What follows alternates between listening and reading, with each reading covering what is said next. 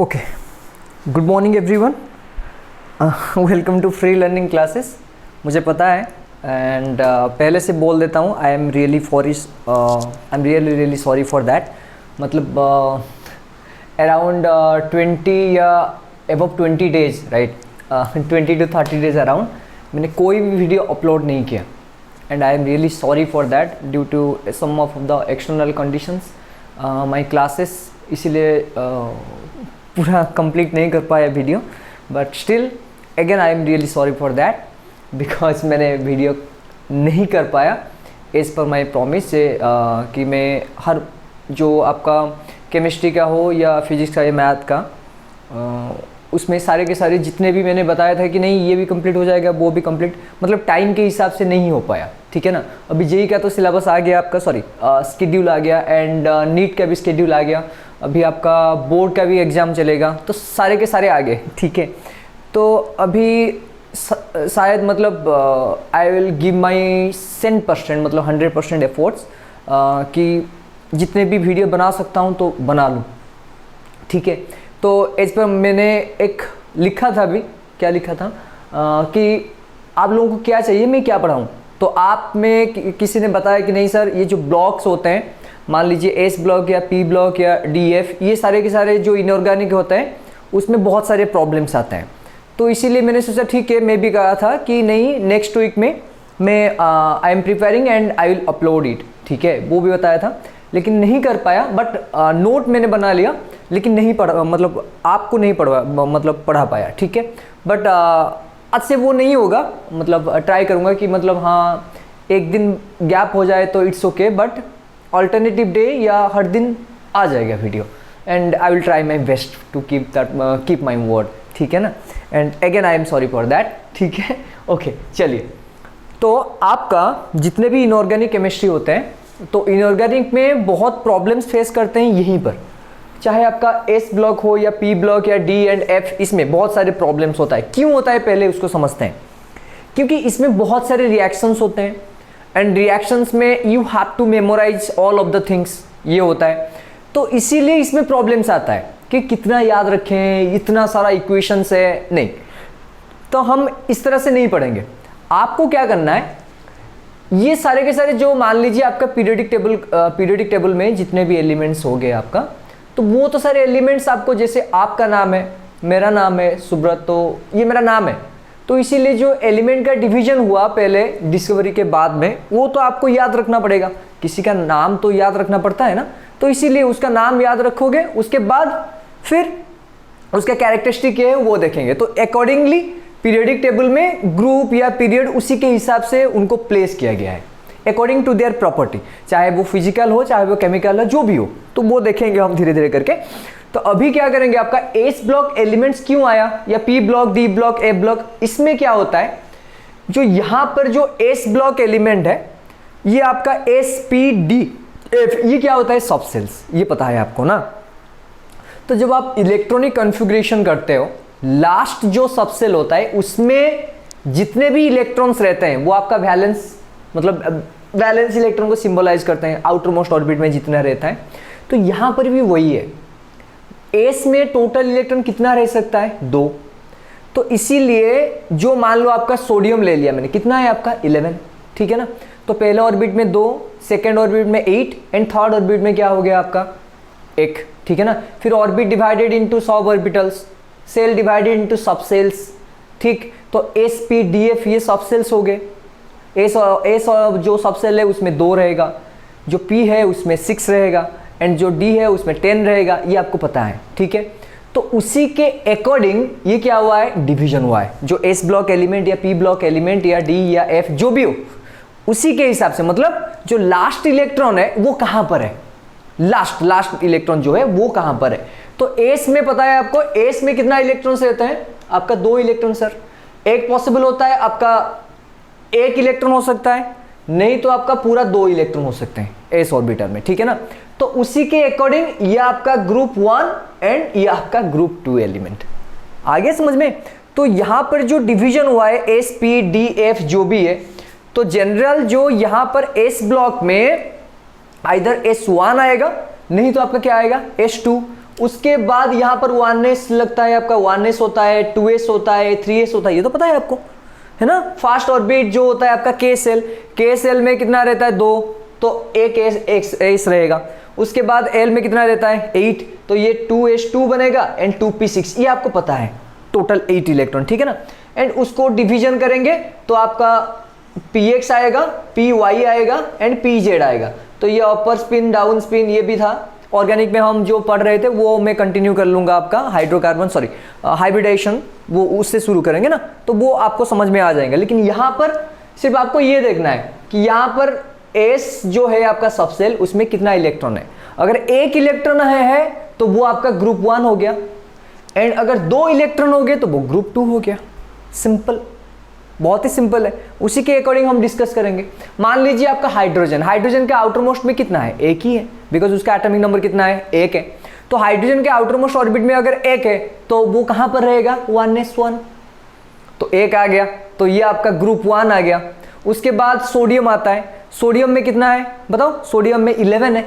तो अच्छा, और एक भी चीज है, तो क्या होता है आपका, जहां पर आपका क्या होता है, नोबल गैस एलिमेंट या इनर्ट गैस जो भी है, हीलियम हो या आपका मान लो क्या है, हीलियम के बाद नियन हो या आर्गन हो, उसी के आसपास वो रहेंगे।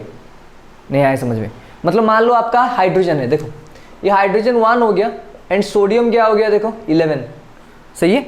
सोडियम कितना हो गया, 11 हो गया। अच्छा, इसके आसपास कौन है, यहां पर है आपका नियन, ठीक है। एंड यहां पर आपका क्या है, मान लो उसके बाद आता है आर्गन, उससे पहले आता है हीलियम, ठीक है ना। इसमें सारे के सारे जो आउटर मोस्ट ऑर्बिट्स होते हैं वो कंप्लीट है, ये आपको पता है, ठीक है ना। तो यहां पर जो भी है, मान लीजिए देखो हाइड्रोजन ग्रुप 1 में नहीं आता है, क्यों नहीं आता है, क्यों नहीं आता है, देखो ग्रुप 1 में आपका क्या होता है, जनरली ये एस ऑर्बिटल में कितना होता है, 1 इलेक्ट्रॉन होता है। इसके बारे में जाएंगे, हाइड्रोजन एक सेपरेट चैप्टर है, ठीक है ना। अभी फिर मतलब ये ग्रुप 1 के बारे में डिस्कस कर रहे हैं तो उसी के बारे में पढ़ेंगे, ठीक है। अभी देखो एस के ऊपर कितना रहेगा आपका, 1 रहेगा, सही है। अभी देखो सोडियम में क्या है आपका, इसको अगर ब्रेक डाउन करोगे तो 11 आ गया। अच्छा, लिथियम भी ले लो, लिथियम किसके पास है, लिथियम हीलियम के पास है। हीलियम का कितना हुआ 2, नियन का कितना हुआ 10, आर्गन का कितना हुआ 18 एंड लिथियम का कितना हुआ 3, सही है। हीलियम 2 है, लिथियम क्या है 3 है। तो अगर लिथियम का इलेक्ट्रॉनिक कॉन्फ़िगरेशन आप करोगे तो पहले ऑर्बिट में 2, सेकेंड ऑर्बिट में 1, तो 1 क्या करेगा, निकल जाएगा बाहर, तो वो किस में आ जाएगा, हीलियम में आ जाएगा। लेकिन हाइड्रोजन हीलियम में कैसे आएगा, 1 इलेक्ट्रॉन ऐड करने पर। आ रहा है समझ में। तो जहां पर 1 इलेक्ट्रॉन ऐड करेगा वो ग्रुप 1 नहीं है। तो ग्रुप 1 एस ब्लॉक जो होता है ग्रुप 1, उसमें जो एस होगा उसके ऊपर 1 रहेगा and that can be removed, वो 1 को आप रिमूव कर सकते हो। आ रहा है समझ में, मतलब easily it can be passed, मतलब वो पास हो सकता है, मतलब उसको निकाल सकते हो आप इजीली, मतलब I applying small amount of energy, ठीक है। तो इसीलिए क्या होता है आपका, हाँ ये बता रहा था। तो इसका जनरल जो कॉन्फ़िगरेशन होता है क्या होता है, NS1, ये आपका ग्रुप 1, ठीक है। हम अभी ग्रुप 1 पढ़ेंगे, उसके बाद ग्रुप 2 पढ़ेंगे। ग्रुप 1 ग्रुप 2 आ गया समझ में। एस जो है आपका, एस सब सेल में कितना इलेक्ट्रॉन रहते हैं, हाईएस्ट 2, आइदर 1 हो सकता है नहीं तो 2 हो सकते हैं। इसी के बेसिस से हमने यहां पर ग्रुप 1 दे दिया, और उसी के हिसाब से अगर एस ऑर्बिटल में, सॉरी एस आपका जो सबसेल या ऑर्बिटल जो भी बोलते हैं, जो सब ऑर्बिटल जो भी है सबसेल, उसमें कितना इलेक्ट्रॉन रहेंगे 2, ठीक है। अगर 2 रहेंगे तो वो ग्रुप 2 बन जाएगा, 1 रहेगा तो ग्रुप 1 बनेगा। आ गया, बेसिक पहले समझ लो, उसके बाद हम पूरा जो प्रॉपर्टी के हिसाब से जाएंगे, ठीक है। ओके, हाँ ये बता रहा था मैं कि सोडियम के आसपास कौन है, क्या क्या है आपका, मैं देख लेता हूं। हाँ चलो ठीक है, लिथियम एटॉमिक नंबर कितना है 3, तो इसके आसपास कौन है, अरे इसके आसपास कौन है, हीलियम है। तो हीलियम के बाद कौन आएगा, 2s1, नहीं आया समझ में। पहले 1s2 खत्म, उसके बाद 2s1 आएगा, मतलब 2s2 आएगा, फिर 2p6 आएगा, ऐसे होता है आपका। तो लिथियम का आपका 3 हो गया, तो हीलियम 2 इलेक्ट्रॉन लेके भाग गया, मतलब इलेक्ट्रॉन कॉन्फ़िगरेशन करते हैं ना ऐसे, जो नोबल गैस एलिमेंट है उसको पहले लिख दो और जो बचा उसको यहां पर लिख दो, ठीक है। उसके बाद कौन आता है, सोडियम आता है। सोडियम का एटॉमिक नंबर बेटा 11, ठीक है। 11 मतलब किसके पास है, और बता दो किसके पास है, किसके पास है, नियॉन के पास है। तो ये नियॉन हो गया, नियॉन का 10 है। उसके बाद क्या आएगा, देखो ये 10 आ गया, मतलब 2 गया 8 गया, तो कितने ऑर्बिट में पहुंच गया वो, अरे 3 ऑर्बिट में पहुंच गया, तो ये बन गया बेटा 3s1, सही है। तो सोडियम के बाद कौन आता है, पोटाशियम, ठीक है। तो पोटाशियम किसके पास है, बता दो पोटाशियम किसके पास है, 19 होता है ना पोटाशियम का, हाँ। तो 18 किसका है, आर्गन का है, ठीक है। और आर्गन के बाद कौन आएगा, 4s1। आगे समझ में, देख लो उसी के हिसाब से बेटा क्या होगा, यहां पर जो प्रॉपर्टीज आएंगे उसी के हिसाब से, बिकॉज जितने भी सारे आपका केमिकल प्रॉपर्टीज होते हैं या फिजिकल प्रॉपर्टीज होते हैं, remember that this is due to the bonding. मैंने बताया था आपको, बॉन्डिंग में क्या होता है आपका, जनरली बॉन्ड इजीली ब्रेक कर सकते हो, नहीं तो बॉन्ड इजीली फॉर्मेशन, जो भी हो, formation and making of bonds जो होते हैं, यहां पर भी आप एक ही चीज कर रहे हो, इलेक्ट्रॉन को आइदर ऐड करोगे नहीं तो आप ट्रांसफर करोगे, यही सारे के सारे चीज होते हैं। बिकॉज इलेक्ट्रॉन्स आर रिस्पॉन्सिबल, जो कि वैलेंस इलेक्ट्रॉन्स होते हैं, वैलेंस इलेक्ट्रॉन रिस्पॉन्सिबल होते हैं न्यू मटेरियल फॉर्मेशन के लिए। तो जितने भी इलेक्ट्रॉन बाहर होंगे वो क्या करेंगे, किसी के साथ मिलकर आपका नया मटेरियल फॉर्मेशन कर लेंगे, तो वो वैलेंस इलेक्ट्रॉन है। तो वैलेंस इलेक्ट्रॉन, फिर यहां पर वैलेंस इलेक्ट्रॉन, यहां पर वैलेंस इलेक्ट्रॉन, यहां पर वैलेंस इलेक्ट्रॉन, यहां पर देखो, यहां पर जो बेटा 19 है इसका साइज ज्यादा है, अरे एटॉमिक नंबर बढ़ गया तो साइज भी ज्यादा हो जाएगा, इसका कम है, इसका कम है, तो यहां पर देखो साइज भी मैटर कर रहा है। साइज अगर मैटर करेगा तो उसी के हिसाब से ऑर्बिट बढ़ जाएगा, ऑर्बिट बढ़ेगा या ऑर्बिट छोटा हो जाएगा, उसी के हिसाब से न्यूक्लियर फोर्स ऑफ अट्रैक्शन भी क्या होगा, धीरे धीरे कम हो जाएगा या बढ़ जाएगा। वैलेंस इलेक्ट्रॉन का भी एनर्जी बढ़ जाएगा, जितना जितना आप ऊपर जाओगे उसमें आपका ऑर्बिट भी बढ़ेगा। अगर ऑर्बिट बढ़ गया तो इलेक्ट्रॉन का जो एनर्जी है वो भी बढ़ जाता है, ठीक है ना। तो उसी के हिसाब से हम यहां पर रिएक्शंस करेंगे, पूरा का पूरा सब रिएक्शंस एक साथ नहीं करते हैं, मतलब प्रॉपर्टीज मोस्ट सेम होता है, बिकॉज एक इलेक्ट्रॉन यहां पर है, लेकिन सब तो सेम नहीं होगा ना, कुछ कुछ मतलब इधर उधर होगा, कुछ कुछ मतलब क्या होगा, डिफरेंस आएगा, ये सारे के सारे यहीं से आएगा, यहां पर जो डिफरेंशिएशन आप देख रहे हो, ठीक है। उसके बाद क्या है, रूबिडियम, ठीक है ना। रूबिडियम का बताओ कितना होगा, अरे 36 मतलब 36 के बाद आएगा, मतलब 37, तो 36 किसका है, इसका हो गया आपका 37। तो क्रिप्टन 36 होता है, क्रिप्टन के बाद क्या आता है आपका 5s1, आ रहा है समझ में। रूबिडियम के बाद क्या होता है आपका सेजियम, CS, पता है ना आपको, CS का कितना होता है 55 बताओ, अरे 55 मतलब किसका होता है, जेनॉन, जेनॉन का 54 होता है, 54 मतलब आपका यहाँ पर कितना आएगा 54, 6s1, ठीक है, हाँ 6s1। उसके बाद एक होता है आपका FR, फ्रांसियम, ठीक है ना, फ्रांसियम होता है तो FR, फ्रांसियम, ठीक है। FR का कितना होता है 87, ये हो गया 87। अच्छा, यहाँ पर और एक भी चीज़ है, रेडन, पता है ना आपको, RN, एंड ये हो गया आपका 7s1। तो ये सारे के सारे जो है आपका ग्रुप 1, क्यों ग्रुप 1 में आए, देखो S में कितना है आपका 1, इसीलिए वो ग्रुप 1 में है, ठीक है। और इसमें जो भी है, ठीक है, FR जो हो गया आपका, वो आपका रेडियो एक्टिव एलिमेंट है, फ्रांसियम, क्योंकि रेडियो एक्टिव एलिमेंट्स क्या होता है आपका, बिस्मथ के बाद जो भी आपका आता है वो रेडियो एक्टिव होते हैं। रेडियो एक्टिव मतलब वो रेज देते हैं, रेज का मतलब समझ में आ रहा है, जो स्पॉन्टेनियस एमिशन, स्पॉन्टेनियस एमिशन का मतलब फिर समझाइए सर। स्पॉन्टेनियस का मतलब ये होता है आपको कुछ एक्सटर्नल फोर्स का जरूरत नहीं पड़ता है। स्पॉन्टेनियस का मतलब spontaneous emission, spontaneous reaction. Spontaneous reaction का मतलब आपको लग रहा है स्पॉन्टेनियस मतलब कंटिन्यूअस होगा, इसलिए नहीं, कंटिन्यूअस नहीं है, हो सकता है, मतलब it is a continuous reaction, it is possible, but there is no need of external force. यहां पर आपको एक्सटर्नल फोर्स का जरूरत नहीं है। तो स्पॉन्टेनियस रिएक्शन जितने भी होते हैं वहां पर आपका एक्सटर्नल फैक्टर नहीं लगता है, ठीक है। मान लो आपका यूरेनियम वो रेडियो एक्टिव एलिमेंट है, वो मान लो आपका बिस्मथ वो रेडियो एक्टिव एलिमेंट है, ठीक है, एंड फ्रांसियम ये रेडियो एक्टिव एलिमेंट है, तो ये क्या करेगा आपका डिफरेंट टाइप ऑफ आपका रेडियो एक्टिव रेज फॉर्मेशन करेगा, आ रहा है, बिकॉज दे आर अनस्टेबल। अगर अनस्टेबल है तो वो टूट जाएंगे, टूट जाने के बाद आपका अगर मान लो किसी चीज को ब्रेक करते हो आप, तो वहां पर मान लो कुछ भी ले लो, इसको मैं ब्रेक करूंगा तो साउंड आएगा, दैट मीन्स यहां पर जो ब्रेकिंग के बाद जो एनर्जी निकला वो साउंड के फॉर्म में आया, ठीक है ना। तो सारे के सारे चीज यहीं पर है, अगर वो ब्रेकडाउन होगा तो ब्रेकडाउन अपने आप हो जाएगा, एक्सटर्नल फोर्स का जरूरत नहीं है, इसीलिए वो स्पॉन्टेनियस मतलब रिएक्शंस बोलते हैं, इसको बोलते हैं रेडियो एक्टिविटी। आप केमिकल काइनेटिक्स में पढ़े हो, ठीक है ना। तो रेडियो एक्टिविटी में क्या होता है आपका, स्पॉन्टेनियस रिएक्शन होता है, एक्सटर्नल फोर्स का जरूरत ही नहीं है, ये अपने आप अल्फा बीटा गामा सारे के सारे चीज दे देंगे। आ रहा है समझ में। तो ये जो देता है आपका वो बीटा रे देता है। बीटा आपको पता है एक इलेक्ट्रॉन होता है, इलेक्ट्रॉन हाई स्पीड इलेक्ट्रॉन जो है आपका वो इक्विवेलेंट टू बीटा रेज होते हैं, ठीक है। तो वो देखेंगे धीरे धीरे करके। पहले हम ये इलेक्ट्रॉनिक कॉन्फ़िगरेशन समझ में आ गया पूरा, कुछ नहीं है सारे के सारे देखो। और इजी कैसे है, lithium sodium potassium rubidium and caesium francium सारे के सारे देखो आपका 2 3 4 5 6 7 एंड ये सारे के सारे क्या है आपका, अरे नोबल गैस एलिमेंट है। तो नोबल गैस के बाद, बिकॉज नोबल गैस पूरा कंप्लीटेड है, वो स्टेबल है, फिर जो स्टार्ट होगा वो एस से ही स्टार्ट होगा। नहीं आया समझ में, सारे के सारे तो ऑर्बिट्स में या सेल में जो सब सेल्स होते हैं एस से ही स्टार्ट होता है ना।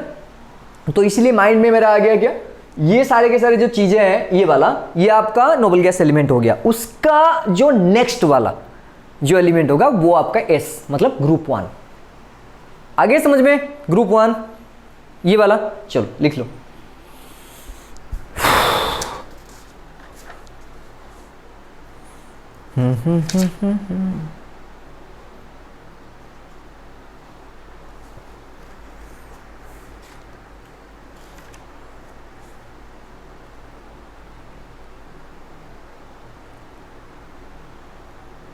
ठीक है। हाँ और एक भी चीज है, क्या है सर, यहां पर इसको बोला जाता है कि ये अल्काली मेटल्स है, ठीक है। मेटल्स तो लूज करता है इलेक्ट्रॉन, ये भी सारे के सारे कितना इलेक्ट्रॉन लूज करेंगे, एक इलेक्ट्रॉन लूज कर लेंगे। तो इसको बोलते हैं आपका हाईली जो रिएक्टिव मेटल्स बोलते हैं। हाईली रिएक्टिव मतलब आगे आगे समझ में, वो रिएक्शन कर लेते हैं ऐसे, सोडियम क्लोराइड ऐसे, मतलब आ रहा है समझ में। तो ये सारे के सारे क्या करेंगे, रिएक्शंस कर लेंगे, बहुत जल्दी ही रिएक्शंस कर लेते हैं, इसीलिए वो आपका रिएक्टिविटी सीरीज में ऊपर आते हैं। सोडियम ऊपर होता है, पोटेशियम भी ऊपर होता है, थोड़ा थोड़ा कम होता है क्योंकि सोडियम का आपका ज़्यादा होता है, पोटेशियम का थोड़ा लो होता है, वो तो रिएक्टिविटी सीरीज का होता है, ठीक है। तो यहाँ पर ये जो रिएक्टिविटी इनका ज़्यादा है इसलिए वो फ्री स्टेट में नहीं रहते हैं। फ्री स्टेट का मतलब समझ में आ रहा है आपका, बिकॉज मान लो आपका फ्री स्टेट में कौन है, अभी देख लो फ्री स्टेट में कौन है, hydrogen, that is in the free state. तो हाइड्रोजन फ्री स्टेट का मतलब ये नहीं है कि H+ में रहेगा या मतलब क्या होगा आपका H2 के फॉर्म में रहेगा, ठीक है। तो यहाँ पर ये फ्री स्टेट में नहीं रहेगा, मतलब Na और एक Na मिला दिया आपने, नहीं ऐसे नहीं होगा। ये हर वक्त क्या करेगा आपका, कंपाउंड फॉर्मेशन करेगा। ऐसे ही सोडियम नहीं रहेगा या ऐसे ही लिथियम नहीं रहेगा, वो कुछ कंपाउंड फॉर्मेशन करेगा। क्यों, बिकॉज वो हाईली रिएक्टिव होते हैं। तो रिएक्टिव अगर मान लो ऐसे आपने सोडियम को प्लेस किया तो यहाँ पर आपका कुछ भी हो सकता है, मतलब रिएक्शन कुछ भी कर लेगा वो कहाँ कहीं पर भी। तो इसीलिए ये सारे के सारे जो चीज़ें होते हैं, मतलब चीज़ें नहीं, ये एलिमेंट्स होते हैं, वो हाईली रिएक्टिव होते हैं एंड वो दूसरे कुछ फॉर्म में आते हैं, जैसे कि हाइलाइट्स हो गया, ठीक है, सिलिकेट हो गया, ये सारे के सारे फॉर्म में क्या होता है आपका, वो सारे के सारे आते हैं।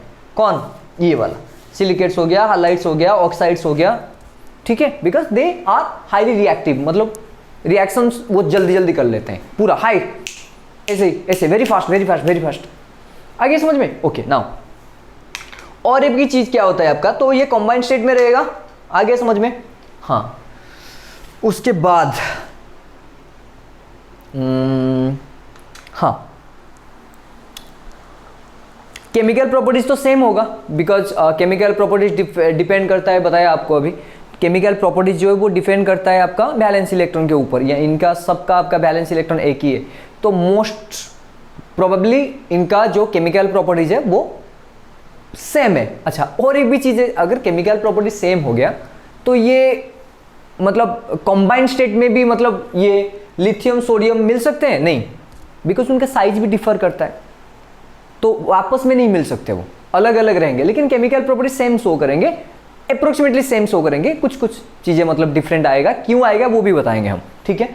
तो इनका क्या हो गया आपका, हाँ केमिकल प्रॉपर्टी सेम हो गया, लेकिन आपका they do not occur together, मतलब एक साथ नहीं रहते हैं वो, क्यों, due to their size, different होता है साइज डिफरेंट होता है। तो कैसे पता चलेगा, देखो मैं यहाँ पर खड़ा हूँ, मतलब मान लो मेरा हाइट जो है 5 फीट 8 इंच, ठीक है, अगर मान लो एक फर 3 फीट का बंदा यहाँ पर पीछे खड़ा हो जाए तो पता चलेगा आपको मैं कहाँ पर हूँ वो कहाँ पर है? मुझे सिर्फ देखोगे ना आप, पीछे वाला तो नहीं पता चलेगा कि वो है कि या नहीं है। तो ये एग्जाम्पल था, मतलब I know it is a nonsense example, but ठीक है, तो नहीं दिखाई देगा। तो यहाँ पर भी वही है, वो आप एक साथ वो नहीं आएंगे क्योंकि एक बड़ा होता है एक छोटा होता है, साइज, रेड आई, ये सारे के सारे डिपेंडेंसी होता है। आ गया समझ में? ओके नाउ इनको और एक भी चीज़ बोला जाता है, क्या होता है? They are called alkali metals. ठीक है, एल्काली मेटल्स का मतलब क्या होता है? देखो, एल्काली मतलब होता है बेस, बेस होता है जिनका पीएच आपका क्या होता है? 7 से ज़्यादा या 7 से कम?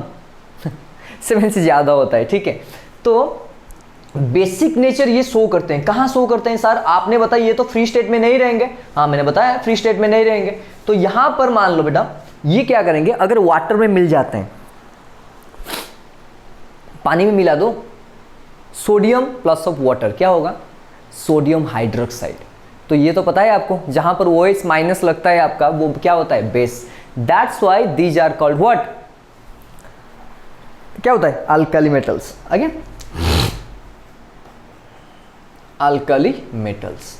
ठीक है, तो आगे समझ में अल्काली मेटल्स क्यों होता है? Because these are combined with water to form hydroxide. ठीक है, तो ये हाइड्रोक्साइड फॉर्मेशन करते हैं and hydroxide we know this is a base, that's why alkali metals are called as what? और बता दो। अल्काली मेटल्स आर कॉल्ड, नहीं मतलब group 1 metals are called alkali metals, sorry. ठीक है, because they show basic properties. Okay, ये तो आ गया समझ में आपको। और क्या क्या बचा बेसिक में? तो मैं हम चले जाएंगे आपका प्रॉपर्टीज में। हाँ ठीक है,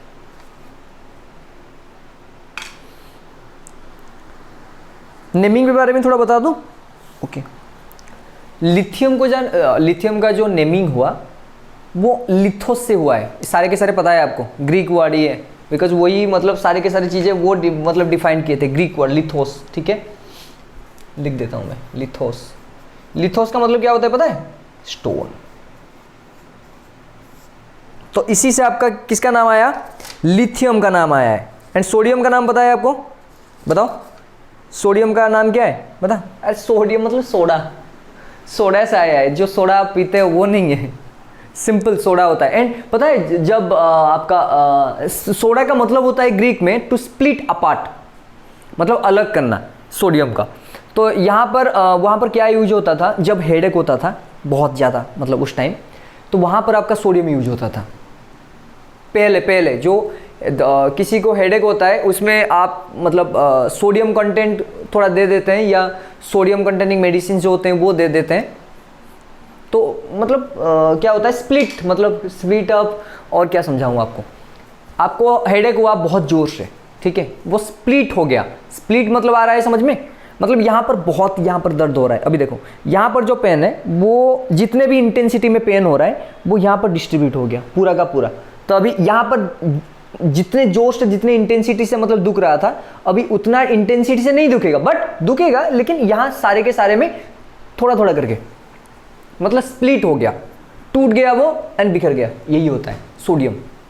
ठीक है, तो लिथियम का हो गया लिथोस। लिथोस का मतलब होता है आपका स्टोन, एंड सोडियम का मतलब होता है आपका सोडा। सोडा का मतलब होता है स्प्लिट अपार्ट। ठीक है, ओके।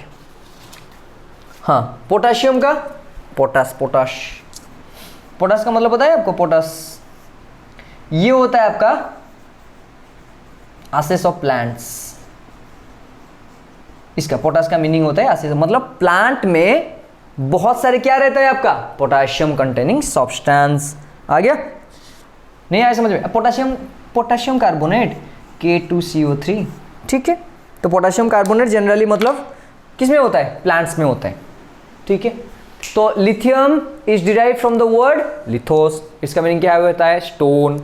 ठीक है, एंड उसके बाद आ गया आपका सोडियम का कहाँ से आया? वो सोडा से आया। उसका मतलब होता है टू स्प्लिट अपार्ट, अलग करना। जो प्राइमरी स्टेज में हेडेक होता था, टू स्प्लिट द हेडेक, ठीक है, sodium was used. Generally before, ठीक है। एंड उसके बाद क्या होता था आपका, पोटाशियम कहाँ से आया, पोटास का मीनिंग होता है आपका आसेस ऑफ प्लांट्स, ठीक है। एंड उसके बाद क्या होता है आपका, बताओ, हाँ रूबिडियम, ठीक है। यहाँ पर रूबिडियम जो होता है आपका ये वाला रूबिडियम आया आपका रूबिडस का मतलब पता है आपको, ब्राइट रेड, ठीक है। मतलब ये जो एलिमेंट है उसका जो स्पेक्ट्रल लाइंस जो होते हैं वो रेड कलर का होता है। स्पेक्ट्रल लाइंस मतलब समझ में आ गया, एटॉमिक स्ट्रक्चर में पढ़े होंगे आप, जो लाइमन सीरीज, बाल्मर सीरीज, वो स्पेक्ट्रल लाइंस होते हैं। इलेक्ट्रॉन जब किसी ऑर्बिट से दूसरा ऑर्बिट जंप करते हैं तो एनर्जी ऑब्जर्व करते हैं, एंड हायर ऑर्बिट से जब लोअर ऑर्बिट आते हैं तो एनर्जी एमिट करते हैं। वहां पर आपका स्पेक्ट्रल लाइंस दिखता है। वो विजिबल भी हो सकता है, यूवी भी हो सकता है, जिसमें जो मतलब एनर्जी जहां पर होगा, यूवी का आपका एनर्जी जितना होगा, अगर यहां पर आपका क्या होगा एनर्जी, अच्छा रेड कलर का एनर्जी पता है आपको, देखो मैं काउंट भी कर लेता हूं। E इक्वल टू क्या होता है आपका H/F फ्रीक्वेंसी, और Hc बाई लैम्डा, और 12400 बाई लैम्डा इन एंगस्ट्रॉम, ये भी कर सकते हो आप, फिजिक्स में है।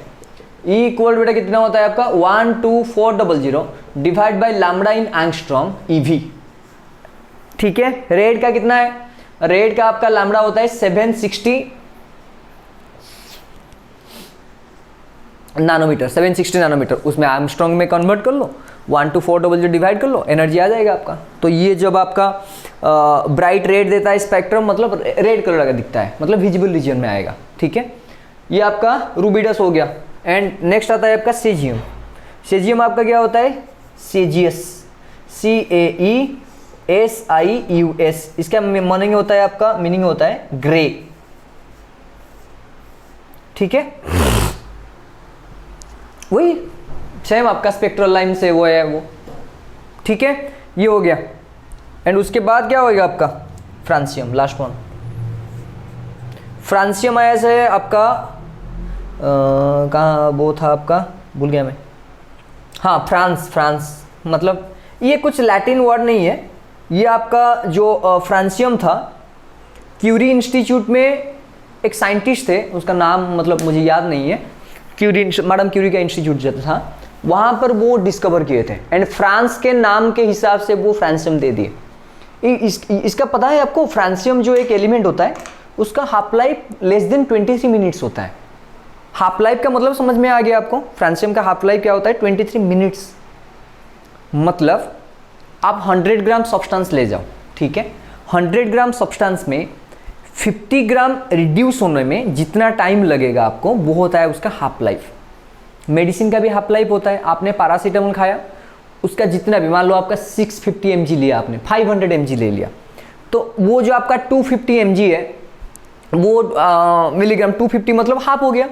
उसको रिड्यूस होने में, मतलब आपके बॉडी में एक्ट करने के लिए उसको कितना टाइम लगेगा, half of paracetamol 500 mg।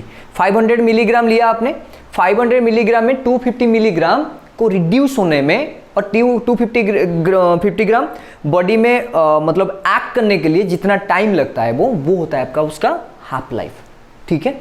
And ये जो है आपका FR, उसका हाफ लाइफ 23 मिनट है। मतलब आप मान लो 1 kg ले लिया आपने ये वाला, तो 1 kg में 50% वो आपका रेडियो एक्टिव डीके दे देगा। वो कितने टाइम में, 23 मिनट में। आगे समझ में, तो उसका रेडियो एक्टिव वो जो होता है आपका, इसका बहुत ही मतलब हाफ लाइफ बहुत कम होता है। आ गया समझ में, हाफ लाइफ का मतलब समझ में आ गया, गुड।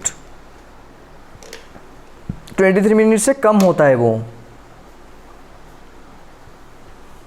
1 मिनट, आपको दिख रहा है तो लेट मी सी।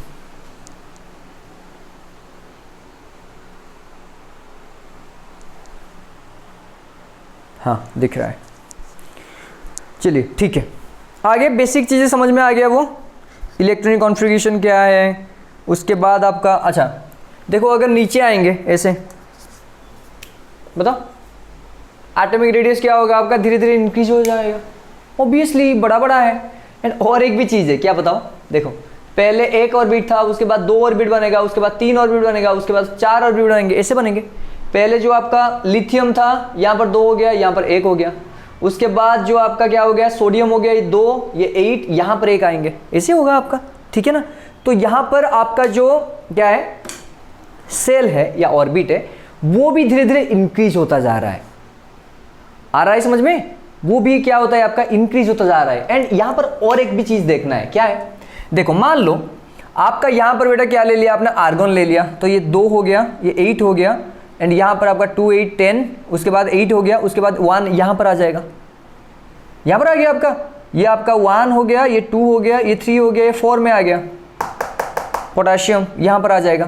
तो यहाँ पर जो 4 ऑर्बिट है, देखो बेटा यहाँ से यहाँ तक डिस्टेंस ज़्यादा हो गया। अगर डिस्टेंस ज़्यादा हो जाता है तो आपका जो न्यूक्लियस एंड इलेक्ट्रॉन के बीच में आपका अट्रैक्शन कम हो जाता है, तो इलेक्ट्रॉन वहाँ पर जो आउटर मोस्ट ऑर्बिट में होता है वो वैलेंस इलेक्ट्रॉन होता है। दैट्स वाई जो वैलेंस इलेक्ट्रॉन है उसका एनर्जी मैक्सिमम होता है। क्यों? न्यूक्लियस से बहुत दूर होता है वो, इसलिए उसको इजीली धड़क से आप अलग कर सकते हो एंड वो बहुत ही पावरफुल होगा।